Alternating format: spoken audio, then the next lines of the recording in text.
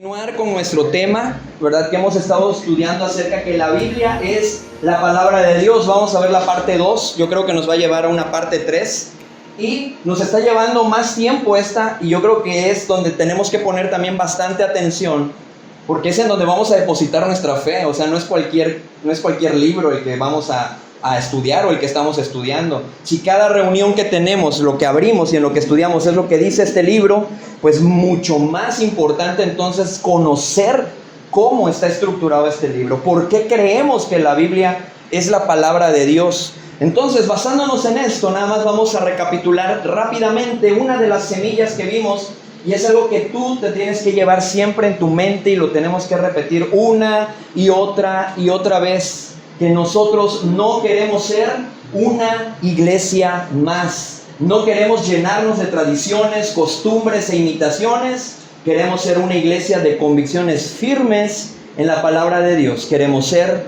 la iglesia de Cristo. ¿Cuántos queremos ser la iglesia de Cristo realmente, hermanos? Amén. Amén. Muy bien. Y después de esto, vimos también algo importante, es que Dios nos dejó su palabra, y esta palabra que nos dejó Él es perfecta, no tiene ningún error, no tiene ninguna cuestión que tengamos nosotros que andar dudando, sino que tenemos que creerla. ¿Por qué? Porque esa palabra que nos dejó es perfecta, que en efecto hombres santos de Dios hablaron siendo inspirados por su Santo Espíritu. A ti y a mí nos toca medir en ella lo que pensamos, lo que decimos y lo que hacemos. Si lo que voy a llevar a cabo, si lo que voy a hacer, la manera en que le voy a responder a mi esposo, la manera en que le voy a responder a mi esposa, la manera en que voy a corregir a mis hijos, la manera en que me voy a rodear de los compañeros del trabajo, va conforme a lo que dice este libro. La forma en la que estoy pensando realmente se alinea a este libro. Entonces es importante que no perdamos de vista que la responsabilidad humana consiste en que todo lo que pensemos, digamos y hagamos, lo tenemos que medir a través de este santo libro. Y después de esto nos aprendimos ya un texto lema. Este texto lema el día de hoy lo vamos a tapar, me voy a poner aquí porque se supone que ya nos lo sabemos. Entonces, ese texto lema está en 2 de Timoteo 3, 16 al 17.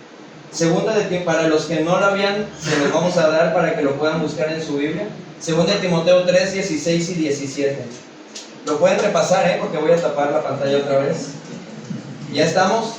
Empieza diciendo, todos volteando a ver hacia arriba, nadie volteando a ver hacia abajo, porque se supone que ya no lo sabemos.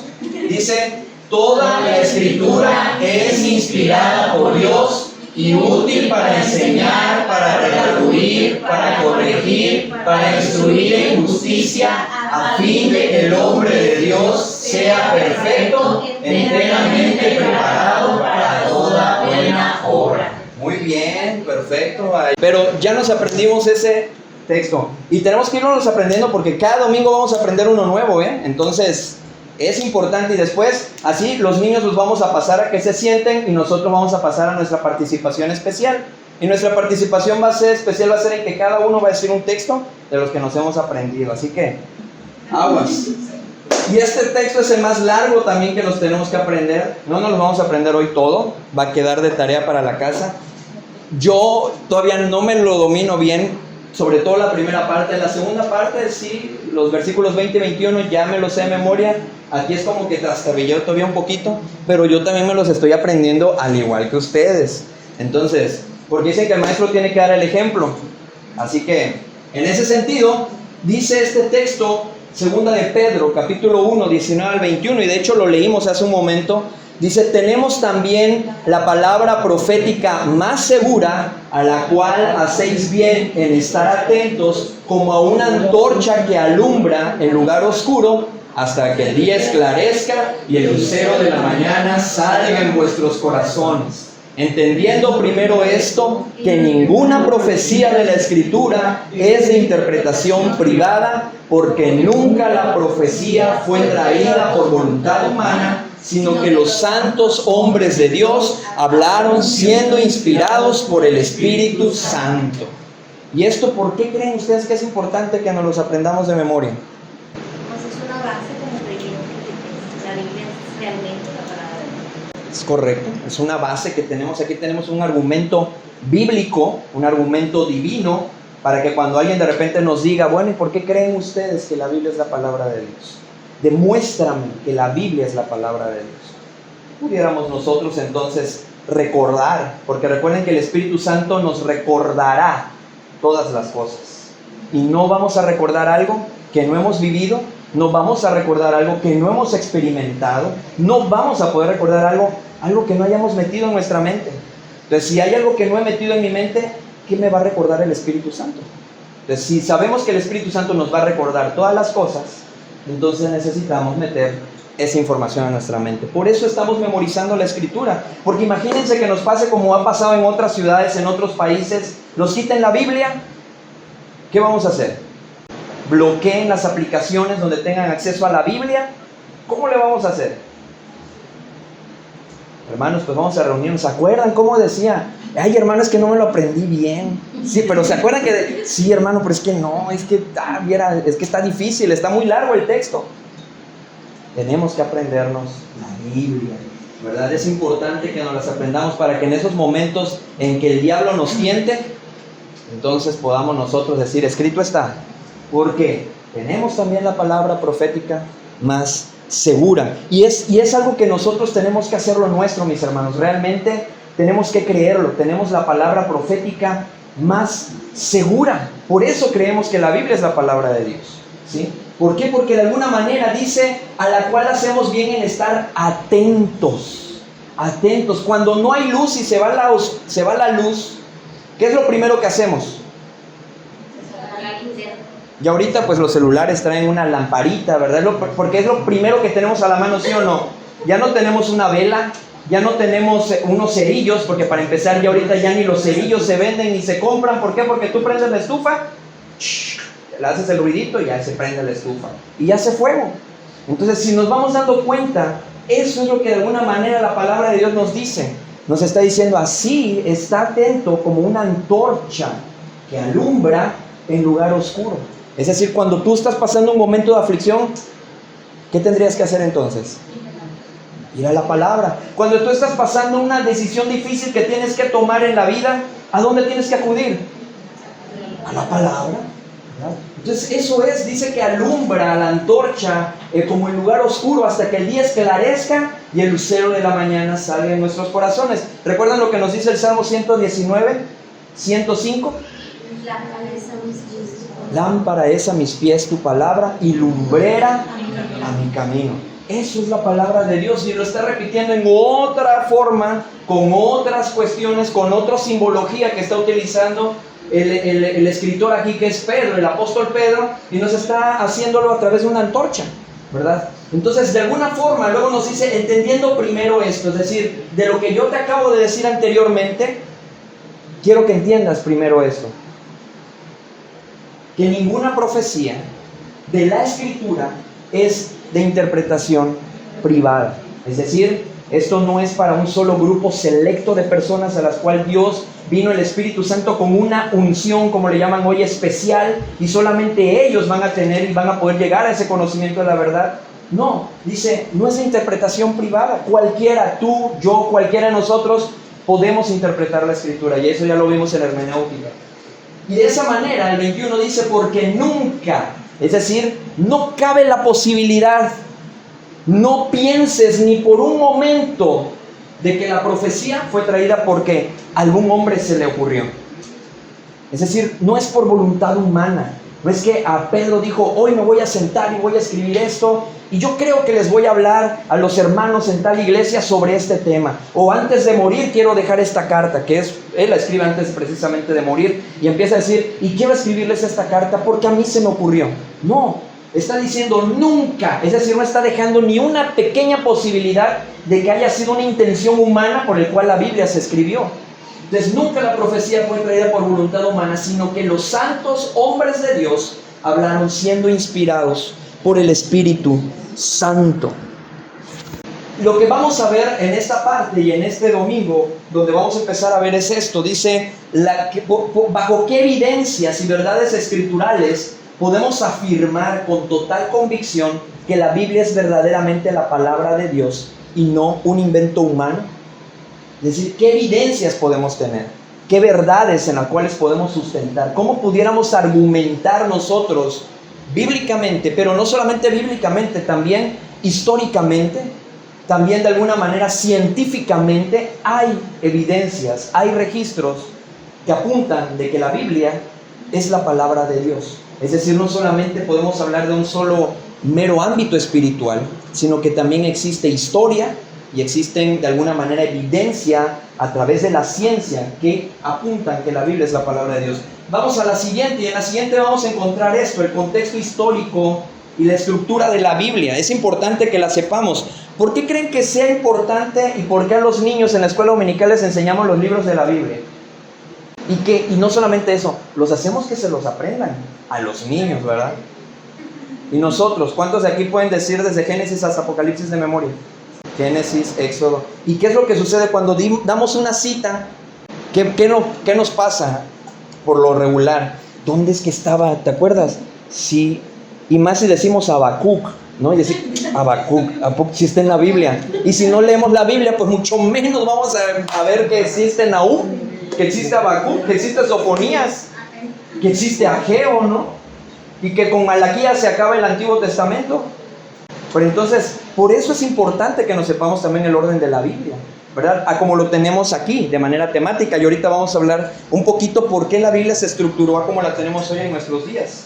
Pero la palabra Biblia proviene del latín Biblia, y esto lo mencionamos el domingo pasado, que a su vez se deriva del vocablo griego ta Biblia, cuyo significado literal es los libros o colección de libros. La raíz proviene de la antigua ciudad portuaria fenicia, que esta ciudad se llamaba Biblos. Y aquí, que hoy es Líbano, es decir, ¿por qué creen que están atacando tanto Líbano? ¿Se han dado cuenta que los Estados Unidos, Israel está atacando Líbano? Dice, actualmente Líbano, el principal centro comercial desde donde se importaba y distribuía el papiro egipcio, se hacía ahí. Por eso se llamaba ese lugar Biblos. Y ese lugar, ahí es donde se llevaba a cabo y donde hacían el papiro. Entonces, este material era de origen vegetal. Y con el tiempo, el término pasó a designar los rollos sagrados. Y finalmente, la iglesia primitiva adoptó la palabra para referirse al conjunto cerrado de las sagradas escrituras. Ahora, hay muchos autores que escribieron la palabra de Dios. Y dentro de esos autores que nosotros podemos darnos cuenta, es que vamos a ver ahorita que la Biblia es una biblioteca de inspiración divina, escrita por hombres santos de Dios, fue redactada por aproximadamente 40 autores humanos a lo largo de un periodo de unos 1500 años. Estos hombres procedían de contextos radicalmente opuestos. Algunos eran reyes, algunos eran estudiosos de la palabra, otros eran pescadores, otros eran pastores de ovejas como oficio, médicos, recaudadores de impuestos, que en aquellos entonces es como hoy el día del SAT. Entonces que uno dice, ay, qué barbaridad, el SAT nos quita dinero por todo. Era lo mismo en aquellos tiempos con los recaudadores de impuestos, por todos. Pero todos estos hombres inspirados por Dios, por el Espíritu Santo, fueron guiados sin excepción por su Santo Espíritu.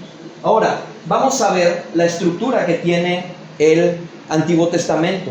¿Quiénes fueron sus escritores? Fíjense bien, Moisés escribe el Pentateuco o la Torá, que es como se le conoce, y estos libros, ¿por qué se le llama Pentateuco? Porque son 5. Le decimos pentágono. ¿Por qué le llamamos pentágono? Porque tiene 5 lados, ¿verdad? O 5 aristas, o no sé cómo le llamen en matemáticas. Entonces el penta viene de 5, por lo tanto son los 5 libros que escribió Moisés, o que se le tiene de alguna manera la evidencia histórica y la firma de Moisés. Génesis, Éxodo, Levítico, Números, Deuteronomio y el Salmo 90. O sea, Moisés también escribió cánticos, Moisés también escribió un salmo, por lo menos al cual se le puede adjudicar, y es el Salmo 90. En el Salmo 90 me gusta mucho un versículo, el 12, que por lo regular cuando alguien cumple años siempre se lo dedico, porque dice, enséñame de tal modo a contar mis días que traiga al corazón sabiduría. Es un hermoso pasaje, ese lo escribió Moisés. Ahora, Josué, pues escribe el libro de Josué, ¿verdad? Samuel y profetas sucesores como Gad y Natán escriben Jueces, escriben Ruth y partes de Primero del primer libro de Samuel. Jeremías escribe primero y segundo de Reyes, que es una compilación histórica tradicional de aquellos entonces, pero también escribe Jeremías y escribe el libro de Lamentaciones, ¿sí? Por decirlo. ¿Por qué? Porque Jeremías fue uno de los profetas que se quejó y que le dijo a Dios: ya, dame otro tipo de palabra, o sea, solamente me mandas a hablar juicio y juicio, el pueblo me quiere crucificar, me quieren matar. Y él, de alguna manera, por eso se le conoce al libro de Lamentaciones como el libro de Lamentaciones. Es esa parte donde él descarga esa carga que él traía por el mensaje que Dios le había dado. Pero Lamentaciones también trae un pasaje muy bonito, que cuando ya Jeremías empieza a concluir lo que dice Lamentaciones 3:23: porque por las misericordias del Señor no hemos sido consumidos. Entonces nos habla de la misericordia de Dios. Esdras escribe primero y segundo de Crónicas y el libro de Esdras mismo. Nehemías escribe el libro de Nehemías, y este libro lo utilizan mucho cuando quieren hablar de liderazgo, cuando tienen muchos principios de liderazgo están basados en el libro de Nehemías, esos que te dan los grandes conferencistas y todo de liderazgo y todo. Aquí están esos principios, los pueden encontrar en Nehemías. Mardoqueo es atribuido el libro de Esther, ¿sí? El libro de Esther es atribuido a Mardoqueo, y Mardoqueo, de alguna manera, si ustedes no saben, ¿alguien sabe quién fue Mardoqueo? Era un exiliado en el imperio persa, primo y padre adoptivo de la reina Esther. Entonces el libro de Esther lo escribe Mardoqueo, fue el que de alguna manera escribió ese libro. Ahora fíjense que algo también, dato curioso, ahorita del otro, vamos al siguiente. Moisés o Eliú, atribución histórica común es al libro de Job. No está comprobado 100% como tal, ¿sí? Pero a ellos, por la forma en que escriben, por la forma en que redactan, de esa manera ellos, como que los historiadores y los que hicieron el canon, le adjudican la autoría al libro de Job a Moisés y a Eliú, o Eliú, ¿no? Entonces ellos de alguna manera, pues sí conocemos quién fue Moisés, ¿verdad? Y el libro de Job se describe como hijo de Baraquel el Besuita, descendiente de Boz. Es conocido por ser el cuarto amigo y el orador en el debate sobre el sufrimiento de Job. Es decir, a uno de los amigos, que es Eliú, es al que se le atribuye la escritura del libro de Job, ¿sí? Entonces, eso es lo que se habla, lo que se dice. Algo importante aquí es nada más como que tengamos el contexto histórico, lo que de alguna manera historiadores o teólogos estudiosos pueden ellos apuntar, ¿verdad?, acerca de quiénes son los autores de esos libros. Desconocerlos no causa ningún problema, porque si fuera algo que causara un problema realmente relevante, Dios nos hubiera dejado bien claro quién escribió Hebreos, quién escribió Job y quién escribió esos libros donde todavía no se sabe realmente quién fue el autor real. Pero ahorita vamos a ver por qué se incluyeron dentro del canon. David escribe cerca de 73 a 75 salmos del libro de los Salmos. Otros de los salmos son atribuidos a Asaf, los hijos de Coré, Emán, Etán y Moisés, otros autores específicos de varios salmos. De hecho, cuando ustedes van leyendo los salmos, a veces dice salmo de David, salmo de Asaf, salmo escrito por los hijos de Coré. Entonces, así es como podemos identificar. Por lo regular siempre decimos, no, el rey David escribió los salmos, y no es una aseveración como tal. Escribió casi la mitad, porque son 150 los que entraron en el canon, y dentro de esos 150 salmos, la mitad prácticamente. Es decir, sí, él tiene la mayor autoría, claro, por supuesto que sí, pero no escribió todos los salmos, ¿verdad? Ahora, Salomón, la gran mayoría de los proverbios los escribió Salomón.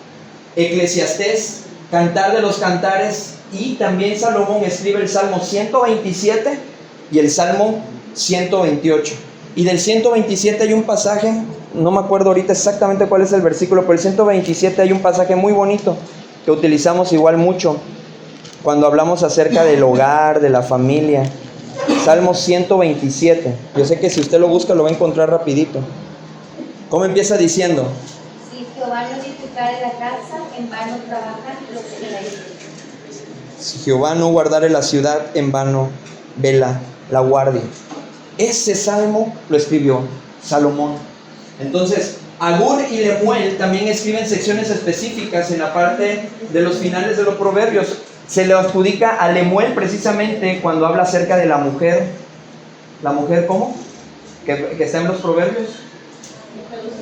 La mujer virtuosa. Entonces se le adjudica, no fue como tal el escritor Salomón, sino fue Lemuel. Y se entiende o se cree que de alguna manera estos capítulos, Agur tiene una identidad y el texto bíblico lo identifica simplemente como el hijo de Jaque. No se dan más detalles históricos sobre su vida, pero los eruditos sugieren que pudo haber vivido alrededor de la misma época del rey Salomón. El significado de su nombre proviene del hebreo y significa recolector o coleccionista. Es decir, muchos del libro de Proverbios, el capítulo 30, es un compendio que hace Agur precisamente de esos proverbios, a lo mejor del momento de la época que él las juntó para que pudieran quedar escritos también hasta nuestros días. Y Lemuel, el rey Lemuel, es un personaje misterioso que se menciona en la Biblia. De hecho, en la mujer virtuosa, antes de empezar a escribir lo que ya conocemos de la mujer virtuosa, empieza diciendo y menciona a Lemuel. Entonces, Lemuel es un personaje misterioso mencionado en la Biblia, en Proverbios 31, del 1 al 9. Su nombre significa consagrado a Dios o perteneciente a Dios. Históricamente su identidad exacta es desconocida, pero existen tres teorías principales. Uno, que era el rey Salomón. Dos, que pudo haber sido el rey Ezequías. O tres, un rey ideal, es decir, al que todos pudieran aspirar. Un rey simbólico al cual se pudiera aspirar en ese entonces. Ahora también podemos encontrar a los profetas mayores, que son dentro de los autores homónimos, que son Isaías, Ezequiel y Daniel.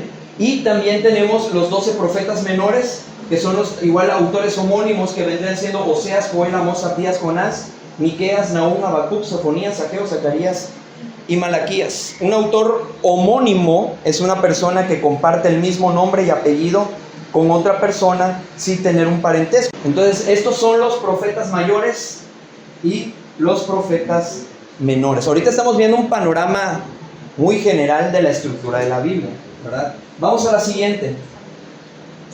La clasificación del Antiguo Testamento, en la cual vamos a ver nosotros ahorita, es el siguiente. Está estructurado por el Pentateuco, que dijimos que se refiere a 5 porque son Génesis, Éxodo, Levítico, Números y Deuteronomio. Tenemos los libros históricos. Los libros históricos, y se le llaman, ¿por qué creen que le llaman históricos? Narran parte de la historia, es correcto. Entonces, de hecho, por eso se llaman crónicas. Recuerden que hay una película muy conocida, muy famosa, que se llaman Las Crónicas de Narnia. Es como que un recuento donde únicamente hablaban del pueblo de Israel, la historia. Exactamente, la historia del pueblo de Israel. Entonces, los libros históricos que está Josué nos va narrando el salir precisamente, el entrar a la tierra prometida y todo lo que conllevó ese proceso hasta los tiempos del sucesor de Josué, Jueces, Ruth, primero, segundo de Samuel, primero, segundo de Reyes, primero, segundo de Crónicas, Esdras, Nehemías y Esther. Hasta ahí se comprenden los libros históricos. Es decir, si usted quiere conocer un poquito más de la historia bíblica, ¿a qué libro se tendría que ir? A los libros históricos. Y ese le va a poner en contexto, y créanmelo, después cuando lee los libros históricos, le empiezas a hallar sentido a ahora entiendo por qué decían esto, por qué se utilizó esta frase cuando uno lee los históricos. Los poéticos, Job se considera un libro poético. El libro de los Salmos, sin lugar a dudas, es un libro poético. Ahora sí que eran poesía cantada. Proverbios, Eclesiastés y el libro de Cantares. El libro de Cantares, donde habla mucho acerca del matrimonio. Si ustedes quieren ver cómo debe de ser la relación matrimonial y qué piropos bíblicos le puede decir a su esposa, bueno, váyase usted al libro de Cantares y ahí los puede encontrar. Los profetas mayores, Isaías, Jeremías. Bueno, aquí metimos el libro de Lamentaciones, que de alguna manera es para Jeremías, atribuido a Jeremías, Ezequiel y Daniel. Esos son los profetas mayores, ¿sí? A cómo se están clasificando. Entonces, fíjense bien, ¿por qué se le llaman profetas mayores? Únicamente se les llama así por la extensión de sus escritos, y no solamente por la extensión, porque son libros largos, ¿no? Entonces, por eso se le llaman profetas mayores, por esa extensión de sus escritos, pero también por el impacto global de sus profecías. Ellos tenían profecías que hasta nuestros tiempos todavía algunas no se han cumplido, pero la gran mayoría y casi todas las que ellos dijeron apuntan siempre hacia Cristo, ¿verdad? Sobre todo Isaías, que fue el que más nos habló de nuestro Señor Jesucristo. Entonces, no es porque fueran más importantes que los demás, sino simplemente porque sus escritos y el impacto que han tenido estos tienen un alcance global.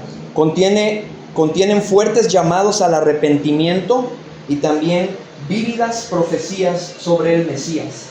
Ahora, los profetas menores, ¿por qué creen que les dicen menores? Si el de mayores es porque tienen mucho, porque son más cortos. Entonces los profetas menores son Oseas, Joel, Amós, Abdías, Jonás, Miqueas, Nahum, Habacuc, Sofonías, Ageo, Zacarías y Malaquías, con el que se concluye el Antiguo Testamento. Y estos, de alguna forma, estos también en el canon hebreo eran llamados el libro de los 12. Son libros más cortos de extensión, pero con un mensaje teológico igual de cortante y urgente para el pueblo de Dios ante la apostasía y el pecado. Entonces miren cómo desde estos profetas nos empiezan a hablar sobre la apostasía del pueblo de Israel. Los apóstoles nos vuelven a hablar nuevamente sobre la apostasía, sobre la confrontación contra el pecado. Lo mismo lo hacen igual los profetas. Por eso Efesios 2:20 dice que nosotros el fundamento que tenemos que tener es el de los apóstoles, el de los profetas y Cristo como la piedra del ángulo. ¿Sí? Por eso es que podemos entonces encontrar esa conexión que hay entre los profetas. Y lo más curioso es que son 12 los profetas menores. ¿Y cuántos discípulos fueron? 12 discípulos también. Entonces ahí podemos encontrar parte de los números, ¿no? Cuando vimos lo que tenía que ver con los números en hermenéutica.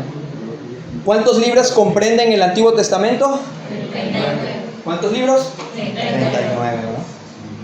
Muy bien, vamos a la siguiente. Los escritores del Nuevo Testamento. Mateo, el Evangelio, escribe el Evangelio según San Mateo. Digo, en estos no hay tanto pierde, ¿verdad? Pero el Evangelio de Mateo presenta la vida y el ministerio terrenal, las enseñanzas, la muerte y la resurrección de Cristo desde 4 perspectivas teológicas que podemos encontrar complementarias. Mateo presenta a Jesús como el Rey, el Mesías prometido a los judíos. Los creyentes judíos y la nación de Israel en general, el propósito era demostrar que Jesús de Nazaret es el Mesías prometido en el Antiguo Testamento, el heredero del legal del trono de David. Por eso Mateo empieza con la genealogía. No es algo así como que a Mateo se le haya ocurrido, pues voy a empezar con la genealogía, porque para los judíos era algo muy importante saber tu árbol genealógico, de dónde venías, de dónde procedías.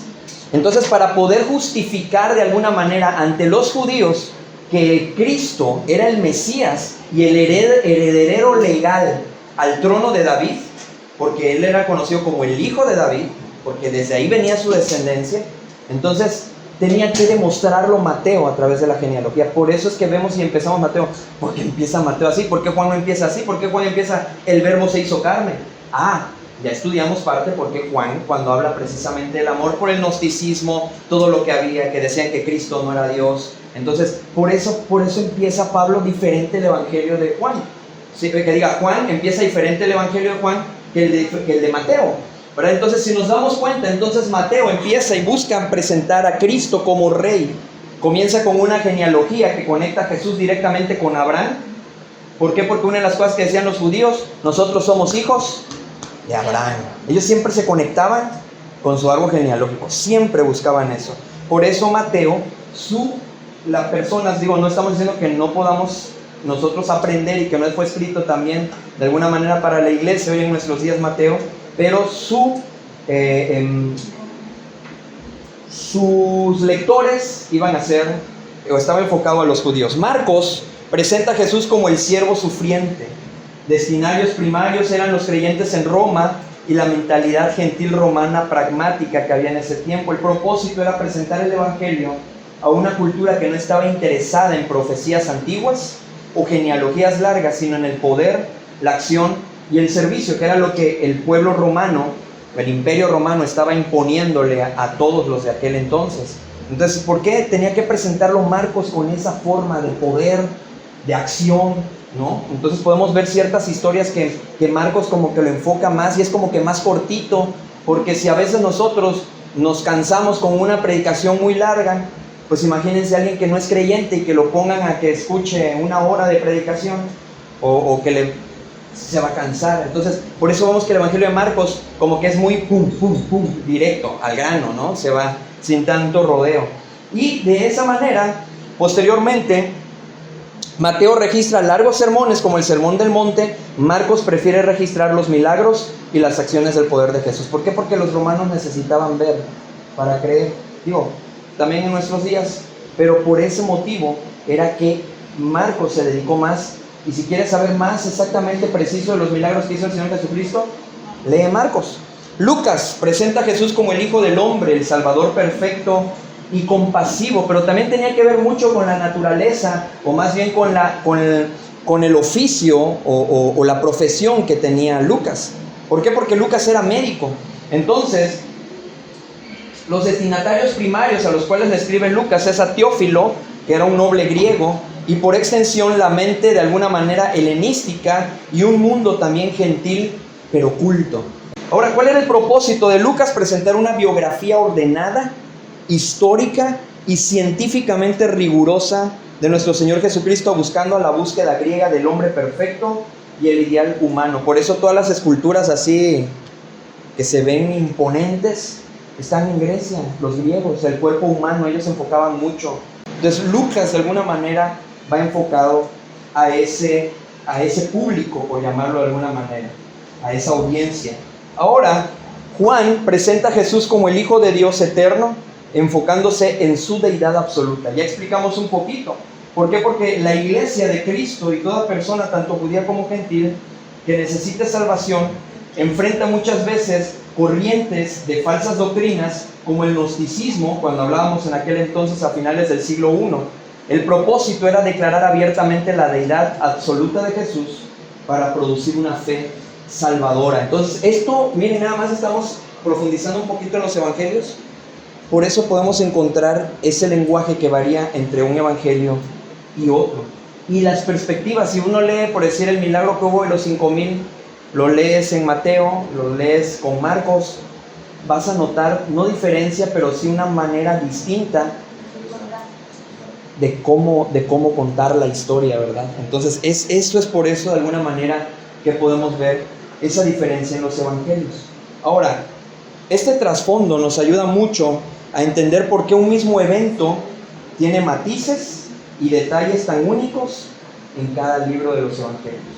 Y después de esto, el Nuevo Testamento nos tiene también libros históricos. Dentro de esos libros históricos está el libro de los Hechos, pero dentro de estos Pablo escribe 13 epístolas confirmadas del Nuevo Testamento, que son Romanos, 1 y 2 de Corintios, Gálatas, Efesios, Filipenses, Colosenses, 1 y 2 de Tesalonicenses, 1 y 2 carta de Timoteo, Tito y Filemón. La autoría de Hebreos permanece formalmente anónima, aunque históricamente se ha debatido si fue Pablo, Apolos o hasta el mismo Lucas el que escribió el libro de los Hechos. ¿Por qué? Por su forma de redactar.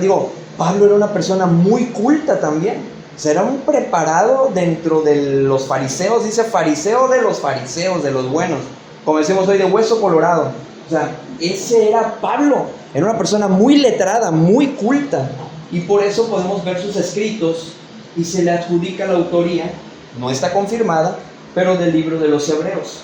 Pedro escribe 1 y 2 de Pedro. Santiago, la epístola de Santiago, esa que leemos donde habla de la lengua, donde habla de dónde vienen nuestros pleitos, de dónde vienen todo. Bueno, y lo más curioso es que ese Santiago era el hermano de Jesús. Sí, hablando humanamente, era uno de sus hermanos. Por eso aquí es donde nosotros decimos que en efecto las profecías dicen que Cristo iba a venir de una virgen.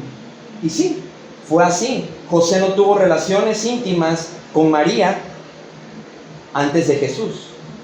¿Sí? Después de Jesús, como esposos que ya son, ellos tuvieron más hijos, ¿verdad? Entonces por eso no hablamos de una virginidad permanente, como a veces la iglesia católica lo maneja, ¿verdad? La Virgen María sí, creemos en la Virgen María, claro, creemos que María fue virgen, ¿verdad? Pero, sin embargo, en ese sentido, ahí es donde nosotros tenemos de que Santiago, pues era hermano en la carne del Señor Jesucristo. Y él fue el que escribe esta epístola y él era uno de los líderes en la iglesia de Jerusalén. Es decir, Santiago cumplió un papel muy importante de influencia en la iglesia sentada en Jerusalén. Judas, la epístola de Judas, la escribe también, bueno, este es importante, no es Judas el Iscariote, porque Judas el Iscariote murió. Judas también era hermano de Cristo, ¿verdad? De nuestro Señor Jesucristo, fue también su hermano. Él fue el que escribe también este libro de Judas. Entonces, después de esto, vamos a la siguiente. Así es como está clasificado el Nuevo Testamento. Tenemos los evangelios, que son 4. Tenemos los históricos, que es Hechos de los Apóstoles. ¿Por qué creen que nosotros siempre decimos así como en la iglesia primitiva? Así como hacía la iglesia primitiva, la iglesia del primer siglo. ¿Por qué? Porque es el cuadro vivo de cómo debe ser la iglesia hoy en día, ¿verdad? La iglesia que Cristo instituyó. En el libro de los Hechos, las epístolas paulinas o cartas paulinas que ya vimos, pues son desde Romanos hasta Filemón. Las epístolas universales, y son conocidas así porque pues va dirigido a un público amplio, ¿sí? Aunque los hebreos pues va enfocada realmente al pueblo judío. Por eso ahí vamos a encontrar ciertas promesas, ciertas cosas que no son para nosotros, no aplican en nuestros tiempos, como el que perseverare hasta el fin, ese será salvo, tampoco aplica a nosotros. Entonces eso es de alguna manera escrito dentro de las epístolas universales. Y el libro profético es el libro de Apocalipsis. En el libro de Apocalipsis nosotros podemos encontrar revelación también divina en ese libro. ¿Y cuántos libros son en el Antiguo Testamento, en el Nuevo Testamento? 27. 27 libros, ¿verdad? Muy bien. Entonces, ¿cuántos son del Antiguo? ¿Y del Nuevo? ¿Seguros? Sí. ¿Seguros? Sí. Muy bien. Entonces, ¿y cuántos libros son en total? 67. Eso es todo, muy bien, tengo buenos alumnos.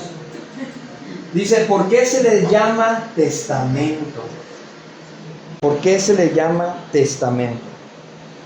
Fíjense que la estructura que podemos tener hoy en día del Antiguo y del Nuevo se debe, no están escritos de manera cronológica, es decir, como fueron escritos, porque si nosotros tuviéramos el orden de manera cronológica, no tuviéramos el orden que tenemos aquí. ¿Por qué se ordenó los libros de la Biblia como los tenemos aquí ahorita? De manera temática. Es decir, están puestos de forma en las cuales los temas que apuntan y los temas que de alguna manera están hablando los escritores se agruparon. Por eso podemos decir, estos son históricos. ¿Por qué? Porque todos ellos te están hablando de historia. Entonces se agruparon en los grupos que ya vimos anteriormente. Y de esa manera es como los tenemos hoy en nuestros días. No los tenemos escritos, porque si lo tuviéramos escrito como fecha de escritura, es decir, empezaríamos con Amós, Oseas, Miqueas y parte del principio del libro de Isaías. Y después seguiría Deuteronomio, Sofonías, Nahum y las primeras compilaciones históricas de Reyes y Samuel. Es decir, imagínense el orden que tuviéramos, estaría muy desfasado. Entonces, por eso los estudiosos, cuando fueron haciendo el canon, fueron haciendo esa estructura que hoy tenemos, ¿verdad? Desde Génesis hasta Apocalipsis, como hoy lo conocemos. ¿Por qué se le llama testamento? En septiembre le llaman, de hecho, el mes del testamento, ¿no? Porque ahí es donde todo lo que en vida has hecho, ¿verdad? Tus bienes materiales y todo, pues bueno, los dejas escritos en un testamento, porque si mueres, entonces tus hijos pues no se van a andar peleando por las herencias ni nada de eso, y por eso se deja un testamento. Entonces el testamento es a quién le vas a heredar lo que tú hiciste en vida. Por eso lo conocemos como el Antiguo y el Nuevo Testamento. Ahora, la palabra testamento significa pacto o alianza, o sea, no tiene un significado más místico, es un pacto. Tenemos un Dios de pactos. De hecho, vemos que a lo largo de toda la historia bíblica, el Señor hizo diferentes pactos, muchas promesas, ¿no?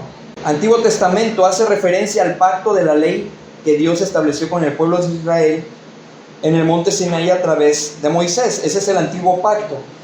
Y el nuevo pacto, que es el Nuevo Testamento, hace referencia al pacto de gracia sellado y establecido de manera definitiva mediante el sacrificio completo y total y la sangre de Jesucristo en la cruz. Sí. Entonces eso es de alguna manera de lo cual podemos encontrar por qué se le llama Nuevo Testamento, Antiguo Testamento, pero también es algo conocido como el Antiguo Pacto y el Nuevo Pacto, ¿verdad? Y Hebreos nos habla mucho acerca del Nuevo Pacto.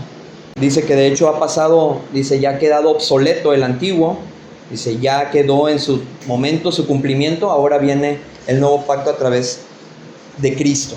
¿Alguien sabe en cuántos idiomas se escribió la Biblia?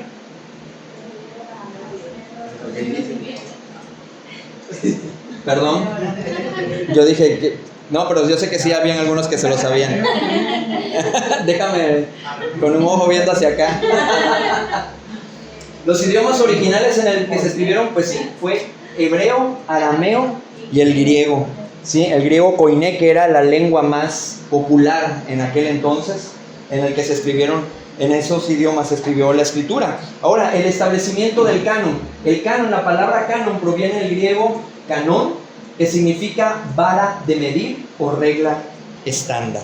Sí, por eso de alguna manera. Ahora, aquí hay algo importante. Es crucial que nosotros entendamos que la iglesia no le otorgó autoridad a los libros para volverlos canónicos, sino que la iglesia simplemente reconoció la autoridad que ya tienen esos libros y que poseían debido a su origen divino. Ahora, los capítulos y versículos. La Biblia original no contaba con divisiones de capítulos, de versículos, ni títulos de encabezado. Se escribían en texto corrido, como una carta.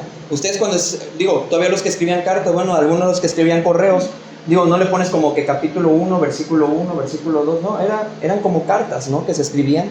Entonces era así, completita. Y al momento de irlos estudiando, ir haciendo el canon y todo esto, pues bueno, se fueron haciendo de esta manera. ¿Para qué? Para que cuando la iglesia se reúne a estudiar la escritura, pudieran todos encontrar rápidamente dónde estaban leyendo. Porque imagínense todo el recorrido. Oye, ¿pero en qué página estás? ¿O dónde, qué pedazo estás? Mira, estoy aquí en esta línea, cuenta de aquí para acá. Para que no pasara eso, lo único que se hizo fue ponerle un orden, ¿sí? De acuerdo a cómo venía la idea que se estaba escribiendo. Mira, como que hasta aquí termina una idea, aquí empieza otra, y así fue como se fueron separando, ¿no? Los libros y poniéndole los títulos. Es decir, que estos capítulos, versículos y los títulos que vemos hoy en día no son como tal directamente de inspiración divina, ¿verdad? Pero se puso para nuestro sujeto de estudio, ¿verdad? Para el momento de nosotros estudiarlos. Ahora, vamos a ver el canon.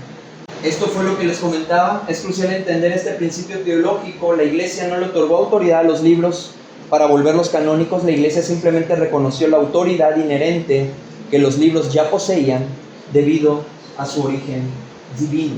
Y el establecimiento del canon, los criterios que se utilizaron para el Antiguo Testamento fue: 1, la autoridad profética, y 2, el reconocimiento de Cristo. Ante tantos falsos profetas que también ya habían en esos tiempos, ¿sí? Lo que ellos buscaban era ver dónde encontramos a Cristo en este escrito, en este manuscrito.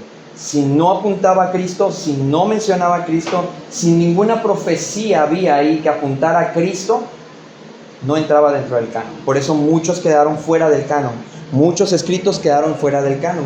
¿Por qué? Porque solamente quedaron todos los que reconocen a Cristo como Señor, como Dios y también de alguna manera humano, que eso se le llama o se le conoce como hipostática.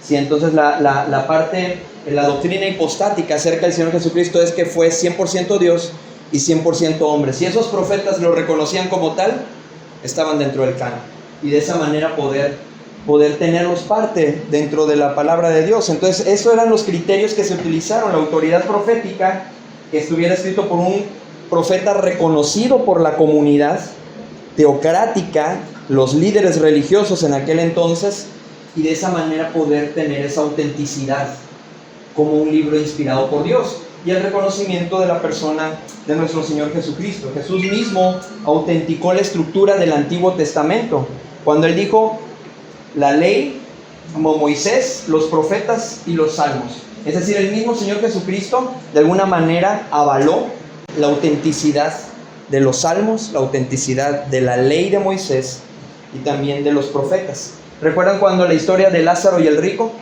Cuando le dijo, oye, le decía el rico, le decía, oye, que si a lo mejor si Lázaro regresa de los muertos y les lleva este mensaje y les dice que esto es real, pues a lo mejor mis hermanos van a creer, porque él estaba preocupado por sus hermanos, el rico, porque estaba en el infierno, estaba en un lugar de tormento. Y cuando pasa eso, dice el Señor, dice Abraham, y se escucha de alguna manera, dice, no, es que, dice, a Moisés y a los profetas tienen.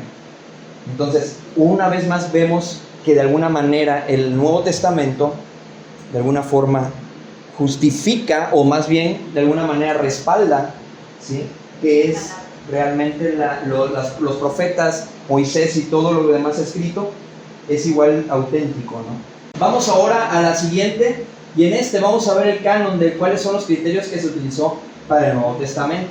En el Nuevo Testamento, de alguna manera, los criterios que se utilizaron durante los primeros siglos de persecución, aparecieron escritos falsos, muchos de estos en el movimiento gnóstico. Los concilios de la iglesia primitiva, como el concilio de Hipona en el 393 después de Cristo y el concilio de Cartago en el 397, ratifican la lista oficial bajo 4 criterios estrictos. 1. La apostolicidad, es decir, fue escrito por un apóstol directo de Jesucristo. Y algo aquí es importante, ¿por qué que sea directo de Jesucristo? Porque hoy en nuestros días, en nuestros tiempos, hay mucha gente que se autoproclama apóstoles, pero dentro de los requisitos, y el más principal, no hay necesidad de saber todos los demás, con uno que haya sido testigo ocular de Cristo. Los de nuestros tiempos, ninguno. Hay unos que se han inventado, los apóstoles nuevos, y dicen, no, es que yo tuve una visión. O otros dicen, yo fui hasta el tercer cielo, así como fue Juan, y yo vi a Cristo, por eso me declaro apóstol. Porque entonces, sí, si el requisito es que yo sea testigo ocular de Cristo, sí, yo lo vi. Pero, ¿cómo compruebas eso, verdad? O sea, solamente por el dicho de aquella persona. Sin embargo, todos ellos caminaron con Cristo. Aún Pablo, diciendo que él era como abortivo, aún Pablo tuvo un encuentro personal con Cristo camino a Damasco.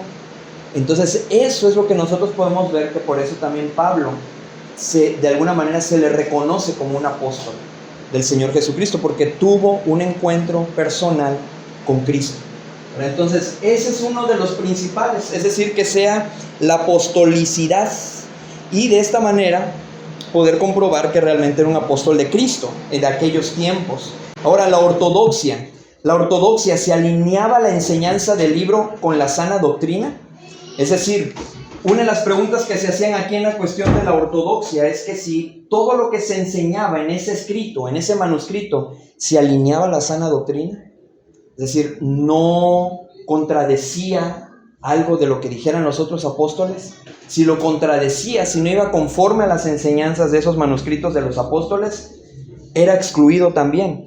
Entonces, ahora, la ortodoxia, ¿qué viene siendo? Esto consiste en la rectitud de la doctrina o la adherencia a las enseñanzas verdaderas y aceptadas por la comunidad de fe.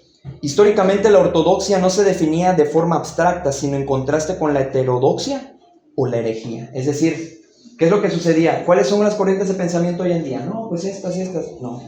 Si escribieron eso, no puede entrar dentro del canon. No tienen nada, aunque hubiera sido muy famoso el escritor de aquel entonces, como podemos ver los libros deuterocanónicos, ¿verdad? Que hoy en día la Iglesia Católica incluyó algunos de esos dentro de su Biblia, ¿verdad? Entonces, por eso nosotros no tenemos Tobías, no tenemos, no me sé yo muchos de los de la Iglesia Católica, pero Macabeos. Entonces, es decir, ciertos libros que no se consideran como inspiración divina, de alguna manera. ¿Por qué? Porque no están dentro de la ortodoxia. Para empezar, no mencionan a Cristo, son más como que históricos. Hay un libro también que le llaman el libro de Enoch, que igual decían ese no, por eso no se incluyen dentro del canon, porque realmente no traen más que a veces mucha cuestión fantasiosa, ¿no? Y por eso no se incluyeron. Ahora, otra de las cosas que también se tomaron en cuenta dentro del canon era la universalidad. Es decir, con esto estamos hablando en cuestión de la universalidad. El libro ha sido leído, aceptado y reverenciado de manera continua por la gran mayoría de las iglesias locales en todo el imperio desde el siglo I. Si respondía esta pregunta con que sí, entonces de alguna manera era incluido dentro del canon. Es decir, que pudiera ser aplicado siempre y cuando no transgrediera las otras anteriores, ¿sí? Que fuera de acuerdo a la sana doctrina y que también fuera de alguna manera respaldado por un apóstol del Señor Jesucristo. y posteriormente después de ello tenemos que sea inspirado, que podamos ver realmente si el texto portaba el peso moral, espiritual y el poder sobrenatural característico del hablar del Espíritu Santo. Entonces, y es así como podemos nosotros de alguna manera ver hasta aquí, y hasta aquí es donde nos vamos a quedar el día de hoy. Podemos ver hasta aquí los criterios que se utilizaron para que la Biblia, lo que tenemos hoy en día y esos libros desde Génesis hasta Apocalipsis, podamos decir que son inspiración divina. Sé que es mucho dato ahorita, es mucho dato histórico, por eso pusimos contexto histórico. Nos está remontando desde... Y eso que no lo estamos viendo a profundidad, lo estamos viendo muy superficial. O sea, no, porque si nos ponemos a detenernos en cada punto, nos llevaría un montón más, ¿verdad? Entonces, pero ahorita lo estamos viendo como que muy general. ¿Por qué? Porque la próxima lección con la cual vamos a terminar este tema sobre la Biblia es la palabra de Dios, va a ser la más sustancial. Es decir, cómo vamos a tener argumentos bíblicos para defender y sobre todo, más que defender, depositar nuestra fe en la palabra de Dios. Es decir, que creamos, que primero nosotros nos convenzcamos de que la Biblia es la palabra de Dios. Porque una vez convencidos nosotros de que verdaderamente la Biblia es la palabra de Dios, entonces nuestras vidas van a empezar a ser transformadas, ¿verdad? Porque cuando nosotros, si yo no creo que algo es verdad, pues no va a causar ningún efecto en mí, ¿no? Es como cuando decimos, no, si esta es agua que traen desde el río Jordán. Cuando salen ahorita muchos ahí falsos profetas y que te venden y que te traigo estas son astillas de la cruz de Cristo y que no sé qué tanto, o sea, son hilos del manto de Jesús, son cosas tan ficticias, pero tú vas y la gente cree en eso. Imagínense, nosotros que tenemos la palabra profética más segura, muchas veces somos incrédulos ante lo que este libro nos dice.